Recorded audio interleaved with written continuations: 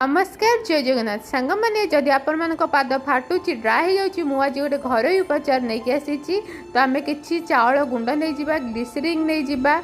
आदि आपण मान पारे जो ट्यूब वाला जो कोलगेट पेस्ट आसे जदि सहीटा भी नहीं पारे कि कोलगेट पाउडर भी नहीं पारे कि कोलगेट पाउडर बहुत जल्दी काम कर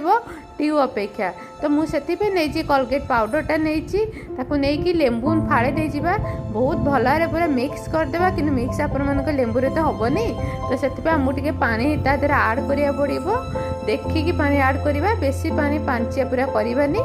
पूरा भल मिक्स कर आड करके अप्लाई करवा आम पादर जो जगह मो पाद ड्राए हो फाटी मु गोटे वीक हम पूरा अप्लाई करुच्ची तो मोर पूरा भल हो गलानी अल्प टिके अच्छी तो मुझे भाविली आपण मैंने सहित मु थे देखेबी करके केमती कौन यूज करुच्ची भल पूरा स्क्रब ब्रश करदे कि ब्रश है मुझे हाथ में कली तो आम क्रीम लगेदेवा लगे सब्सक्राइब निश्चिंत करेंगे।